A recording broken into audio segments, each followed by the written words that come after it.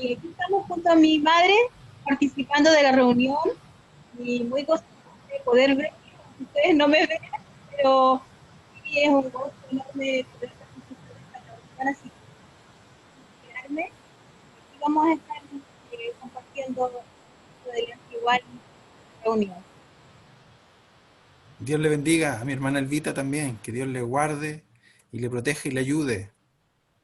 Saludo ahí a toda la familia. Gracias, hermano Luis. Me da una alegría grande de poder ver a mis hermanos.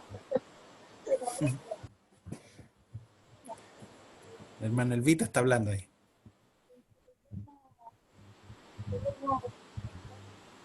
A la distancia. Y le doy gracias por poder comunicarme de esta manera. El Ahí Señor está la les hermana. Ahí la vemos, ahí la Sí. vemos. para todos. Maravilloso ver a los hermanos. Señor, no lo permita. Gracias, Señor, por poder tenerlos a través de la distancia. Que Dios bendiga a todos mis hermanos.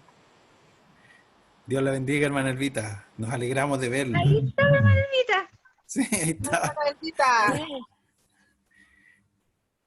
Le damos gracias a Hola, Dios que nos permite este tipo de interacción. Me alegra Vamos, verla, hermana Elvita, Pamela, me alegro verlas. Señor. Bendiciones, qué linda se ve. Un gusto verla. Hola, hola La hermano. gloria, hermano. la hermana Gloria. Hola. Es telegénica la hermana. Sí, se ve hermosa, hermana Elvita. Sí. Sí. Pues, en el Señor Está toda. súper bien, te bendiga. Sí, se ve súper bien. Saludos. Vamos a cantar una alabanza para pasar al mensaje de su palabra. Amén. Voy a compartir una alabanza y usted ahí mutea su micrófono y cantamos todos esa alabanza.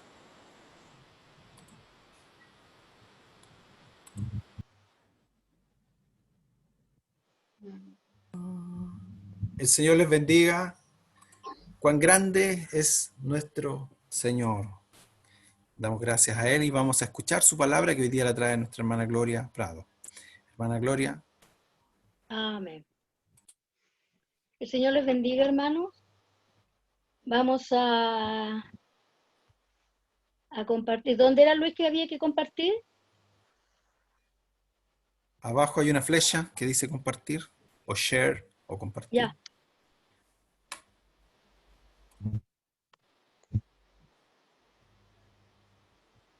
Ahí. ¿Se ve? Muy bien. Vamos a... Bueno, primeramente darle gracias a Dios por su misericordia y por su compasión, ¿verdad? Y vamos a hablar hoy, tenía dos temas en mente, pero escuchando el tema de la mañana, vamos a conversar algo que también puede estar muy asociado a veces a lo que es el temor. A veces se nos hablaba en la mañana que el perfecto amor echa fuera el temor, ¿verdad? Pero a veces luchamos nosotros con todas estas situaciones en la vida de nuestra y no porque seamos cristianos estamos libres de vivir algunas de estas situaciones. El temor, la preocupación, especialmente en lo que estamos viviendo hoy. Estamos en medio de una pandemia donde nadie sabe lo que va a pasar, donde nadie sabe cuánto va a durar. Lo único que nosotros los cristianos sabemos dos cosas. Una, que la palabra del Señor ya nos habla de que en los últimos tiempos habrían pestes, ¿verdad? Habrían pestes, habrían hambre, y una de las consecuencias de esta pandemia ha sido el hambre, la falta de trabajo. Pero de la otra cosa que nosotros los cristianos estamos seguros y que también su palabra lo dice, que el Señor nunca nos va a abandonar, que Él siempre ha de estar con nosotros, que Él siempre nos va a sustentar, que nos va a proveer y que nos va a fortalecer. Así que hoy vamos a hablar de algo como esto. Dígame usted que está mirando ahí la imagen, ¿cuántas veces no ha estado usted así, en esta situación? en su cama, en su casa, después de recibir una noticia, después de ver a veces las noticias, después de volver del médico, después de que le llegó una notificación de algo, y nos encontramos, más de algunos de nosotros hemos estado así, en alguna de estas imágenes que vemos aquí, preocupados y pensando, ¿qué va a pasar con esto? ¿Qué va a hacer de mí? Y no porque seamos cristianos estamos libres de todas estas situaciones, pero la palabra del Señor es la que a nosotros nos sostiene y es la que a nosotros nos fortalece, ¿verdad? A veces nosotros en la vida, hermano, andamos así como lo vemos ahí en la imagen, y vamos cargando una piedra que es más grande que nosotros mismos y que cargamos con una serie de dificultades y vamos cuesta arriba. Y nosotros intentamos de llevar esa piedra cuesta arriba. Y tal vez es ahí donde nosotros nos equivocamos, porque el Señor nos dijo que teníamos que dejarle a Él nuestras cargas, ¿verdad? No significa que nos dejemos de preocupar o de ocupar en ella, pero tenemos que aprender a descansar en el Señor, ¿verdad? Hoy vamos a hablar un poco de esto. El Señor ya lo decía, porque el afán y la ansiedad son parte de nuestra humanidad, son parte de nuestras limitaciones, de no poder saber el futuro, de no poder ver qué nos depara a veces, especialmente en lo que hoy estamos viviendo, de saber qué va a suceder, cuándo vamos a encontrar trabajo, los que han quedado sin trabajo, cuándo vamos a encontrar una vacuna, cuándo se va a encontrar una vacuna que sea realmente eficaz. Ya se dijo y mucho, y el hermano Luis lo decía en la mañana, que ya en muchos trabajos se ha dicho que ya de aquí hasta fin de año estamos en esta misma situación. Y es lo más probable, porque ya estamos a septiembre y aún no tenemos nada seguro y nada concreto. Y a veces, cuando vivimos todas estas situaciones, un diagnóstico médico, hermano, puede cambiar nuestra vida. Y ahí empezamos nosotros con esta sensación de una preocupación, y nos comenzamos a afanar y comenzamos a tener ansiedad, y la ansiedad puede traer muchas dificultades a nuestro cuerpo físico y a nuestra vida emocional. Pero, ¿qué es la ansiedad? ¿Qué es la ansiedad? Dice, el concepto de ansiedad tiene su origen en el término latino ansietas. Se trata de la condición de una persona que experimenta una conmoción, intranquilidad, nerviosismo o preocupación. Para la medicina, la ansiedad es el estado angustioso que puede aparecer junto a una neurosis u otro tipo de enfermedad y que no permite la relajación y el descanso del paciente. Se duerme tenso, no se descansa como se debiera, y la persona entra en este estado de tener esta gran preocupación que no le deja tranquilo. Pero ¿qué dice la Escritura? Ya nosotros encontramos, ¿no es cierto?, en la Escritura, que la palabra nos está hablando ahí en Mateo 6, 25, y dice así: por tanto os digo, no os afanéis por vuestra vida, qué habéis de comer, o qué habéis de beber, ni por vuestro cuerpo, qué habéis de vestir. ¿No es la vida más que el alimento, y el cuerpo más que el vestido? Mirad las aves del cielo, que no siembran, ni ciegan, ni recogen en graneros, y vuestro Padre Celestial las alimenta. ¿Acaso no valéis vosotros mucho más que ellas? ¿Y quién de vosotros podrá, por mucho que se afane, añadir a su estatura un codo? Y por el vestido, ¿por qué os afanáis? Considerad los lirios del campo, cómo crecen. No trabajan, ni hilan. Pero os digo que ni aun Salomón con toda su gloria se vistió así como uno de ellos. Y si la hierba del campo, que hoy es y mañana se echa al horno, Dios la viste así, ¿no hará mucho a vosotros, hombres de poca fe? No os afanéis, pues, diciendo, ¿qué comeremos? ¿O qué beberemos? ¿O qué vestiremos? Porque los gentiles buscan todas estas cosas, pero vuestro Padre Celestial sabe que tenéis necesidad de todas estas cosas. Mas buscad primeramente el reino de Dios y su justicia, y todas estas cosas os serán añadidas. Y aquí dice que hay dos palabras griegas que comunican la idea de ansiedad. Una es merisma y significa ser sacudido o agitado. Y afanarse, que significa ser dividido o partido por la mitad. La ansiedad, dice, por las cosas que uno necesita para sustentar la vida en el día de mañana, puede literalmente, dice, dividirle en dos. Ahí estoy tratando de... Ya.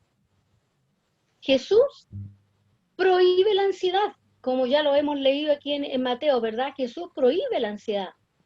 Y Jesús acá emplea un imperativo del tiempo presente con el adverbio de negación. Esta construcción de esta frase prohíbe la continuación de una acción que ya está en progreso. Por ejemplo, diría de esta forma: no se sigan afanando o no continúen afanándose. O sea, Jesús se daba cuenta que la gente no es que se iba a afanar, ya estaba afanada, ya tenía ansiedad. Entonces Jesús le dice, sí, yo sé que ya tienen ansiedad, pero ¿saben qué? No sigan teniendo más ansiedad. Eso es lo que está tratando de decir. En cambio, dice la prohibición del versículo 34, emplea el mismo verbo, pero en el tiempo pretérito indefinido, es decir, no se comiencen a afanar por el día de mañana. Entonces también está diciendo, si ustedes en algún minuto van a tener alguna necesidad, ¿saben qué? No lo hagan. No se preocupen, no se afanen más adelante, no lo hagan. ¿Y cuáles son las causas de la ansiedad? Desde el punto de vista clínico, las causas de la ansiedad generalizada pueden ser varias o simplemente sin razón lógica. A veces uno se afana o tiene ansiedad y a veces no sabe exactamente por qué. A veces uno tiene una preocupación y dice, algo me preocupa, pero no sé exactamente qué es. Y nos ha pasado. Algo tengo aquí, algo me incomoda, algo me inquieta, pero no logramos identificar qué es aquello que nos está quitando el sueño, que nos está quitando la tranquilidad. De hecho, dice, los científicos aún no han podido definir una causa exacta para la ansiedad, pero algunos de los factores que pueden influenciar su desarrollo son, primero, factores hereditarios, es decir, que otras de nuestros familiares la vivan, la sufran, y nosotros por una cosa de repetición inconsciente, también nosotros comenzamos a vivir este tipo de ansiedad. En las escrituras, ¿qué dice la escritura de la ansiedad? La causa, dice, de la ansiedad se encuentra en la expresión que Jesús les dijo. ¿Qué le dijo? Hombre de poca fe. No les dijo que no tenían fe, les dijo que tenían poca. Tampoco Jesús les dice que Él se las va a aumentar. Lo que pasa es que el Jesús lo que quiere es que la gente aprenda a utilizar su fe de manera correcta, ¿ya? Y la poca fe, dice, era causa del temor de Jesús, de los discípulos, en la tempestad, cuando ellos van en la lancha, ¿no es cierto? Y ahí van los discípulos en la barca, y se presenta esta gran tempestad, los discípulos comenzaron a tener miedo. ¿Y quién no? Si nosotros fuéramos en esa barca hoy y pasara eso, les aseguro que nos daría miedo. Y es natural, es normal. Y también del temor de Pedro cuando se hundía en el agua sobre la cual Pedro había caminado recién. Pedro había caminado, pero en algún minuto, en esa misma agua que él caminó, se empieza a hundir. ¿Por qué? Porque tal vez miró hacia donde no tenía que mirar, sacó la mirada del blanco perfecto que era Cristo y la puso en las situaciones humanas. Nos pasa a veces y tenemos que luchar constantemente entre poner nuestra mirada de fe en Cristo y en su palabra y entre nuestra propia realidad, que no es menor. Pero ahí está nuestra lucha cotidiana. Veremos algunas razones por las cuales el creyente no debe sentir ansiedad. Primero, la ansiedad es innecesaria, porque no porque nos preocupemos nos angustiemos más, los problemas se van a resolver. A veces los problemas no dependen de nosotros que los podamos resolver. A veces depende de un médico, de un tratamiento, de que la empresa a la cual yo le debo me dé un tiempo más de periodo para que yo pueda pagar, o simplemente depende de Dios. Cuando el hombre y cuando nosotros no tenemos nada que hacer frente a una situación, ahí dependemos solamente de Dios. Pero el que yo me siga preocupando no va a garantizar que ese problema se vaya. Por lo tanto, en ese sentido es totalmente innecesaria. Segundo, la ansiedad no es fructífera, pues no produce resultados positivos. Ya vimos anteriormente que la ansiedad solo trae problemas y dificultades, ¿no es cierto? Porque no podemos dormir, porque no conciliamos el sueño, porque andamos irritados, porque la preocupación nos ciega y no nos permite ver otras cosas que tal vez Dios esté poniendo por delante. Y porque muchas veces la situación que nosotros vivimos nos plantea, nosotros vemos una solución y queremos ir para allá, pero a veces Dios tiene otra solución para el mismo problema. Y como nosotros estamos tan enfocados en la solución que yo pienso es la correcta, y no estamos viendo que a veces Dios al lado de nosotros o al frente de nosotros tiene la respuesta, pero nosotros no la vemos porque a veces sin darnos cuenta, nosotros queremos que las cosas se solucionen como nosotros pensamos que es mejor. Pero en realidad, el que sabe qué es lo que nos conviene y lo que no, es Dios.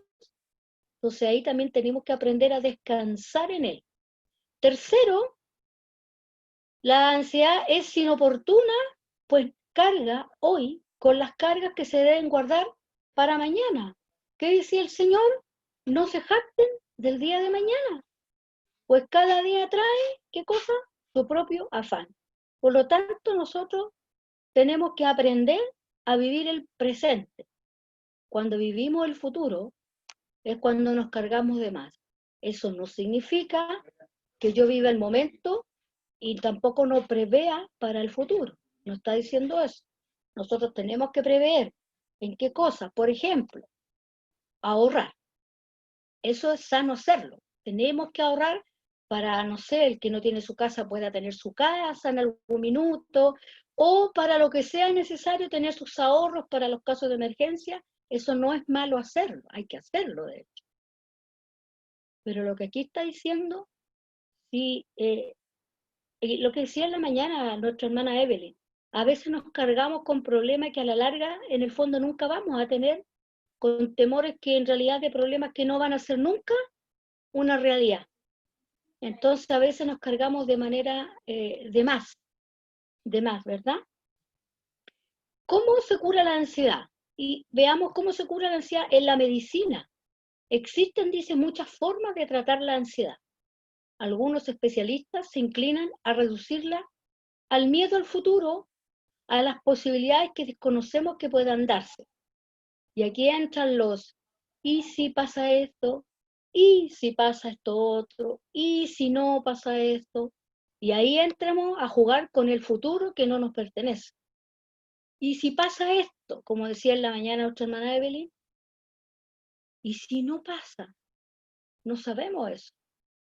Yo escuchaba una vez, leía de una anécdota, no sé si habrá sido verdad, creo que sí. En un matrimonio el papá le hace un regalo en la fiesta de boda a su hijo, y el regalo era una carta que el papá le había escrito. Entonces el papá le dice, yo te voy a dar un consejo que te va a servir para la vida. Los peores problemas que tú vas a enfrentar en la vida serán aquellos que nunca van a existir. Mire usted, porque estamos nosotros constantemente diciendo, ¿y si pasa esto? ¿Y si no pasa esto otro? Y a veces, hermanos, el día de mañana no nos llega nomás. Entonces, ahí estamos nosotros, tenemos que descansar en el Señor.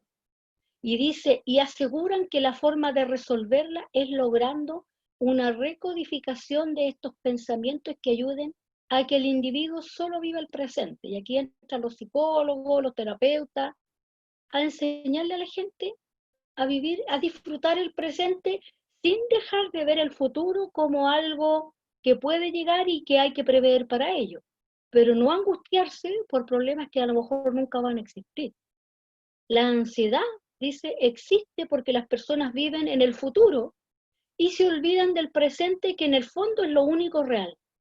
Y en el momento en que el paciente consigue volver a su realidad, a su hoy, a su momento, dice, la ansiedad desaparece, porque muchas veces la ansiedad se produce por problemas que no existen, por problemas que tal vez pudiesen alguna vez presentarse, pero que tal vez a lo mejor nunca se van a presentar.